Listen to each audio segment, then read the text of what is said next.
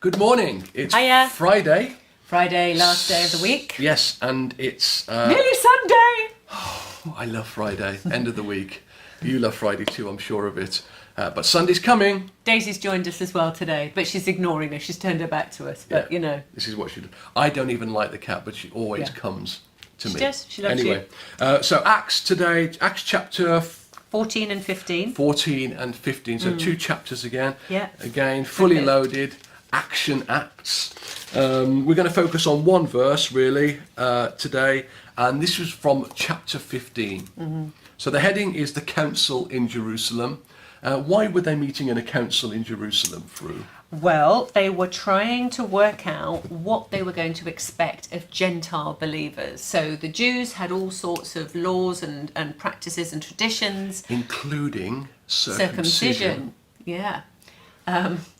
And so when they were thinking about what it was that they were going to ask, you know, how much of those laws were they expecting to be kind of passed over to Gentile believers, they had to kind of talk about that and decide what was important and what should just be let go. Yeah, and there are some in the group who said, look, they have to get circumcised, these new Gentile believers, and the response is, why do you try to test God by putting on the necks of Gentiles a yoke that neither we nor our ancestors have been able to bear? Like, why are you making them obey the rules that we couldn't even obey?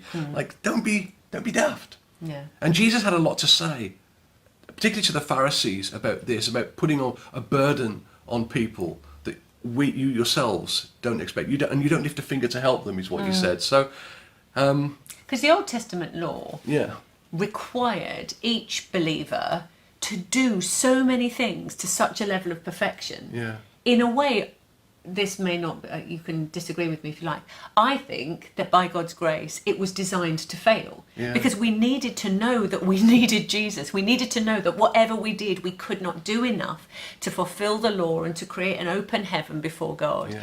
And so the old law was so difficult that no one could really keep it perfectly, as much as they tried. And it was that's necessary. why we know that we need Jesus, because he fills that gap. great. Thank God. And so anyway, so there's a whole discussion. There's a bit of a debate, and I love James, the leader of the church in Jerusalem. He stands up and he makes the proclamation that they've all been waiting to hear. And he said, it's in verse 19, "It is my judgment, therefore, that we should not make it difficult for the Gentiles who are turning to God."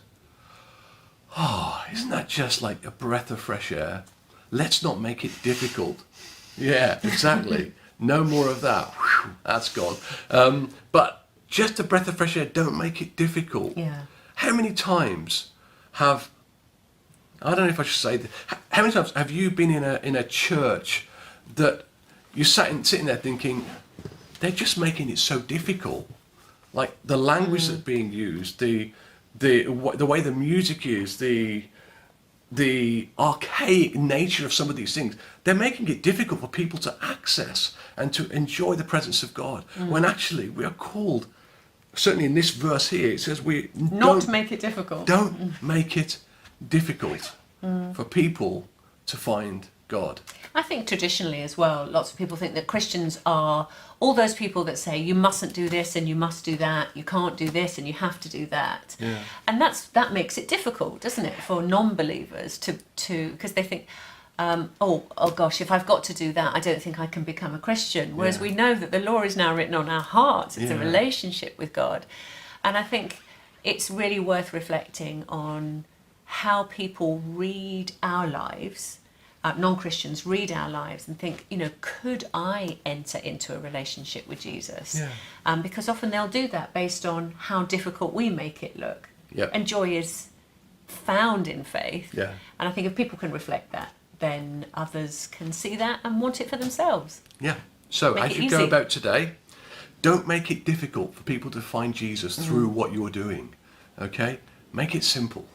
Make it easy for people to see Jesus in you. Amen. You going to pray? Yes. Lord, oh Lord, thank you that following you is a joy. Yeah. Thank you that we find such deep peace and hope and purpose and belonging in following you. And God, help our lives to shine that out. Help us not to hide our faith under a bushel, but instead to shine out and to show everyone that the route to true joy and happiness and fulfillment is to know you and to follow you. Amen. Amen. That's the end of us this week. You'll see us again probably in a few months' time. I'm sure we'll be back. Have a great I'm weekend. back in November, actually. Are you? Yeah, Fru and Friends, back in November. Interesting. Yeah. You've got friends. What do you think, Daisy? Have a good weekend. Bye. Bye.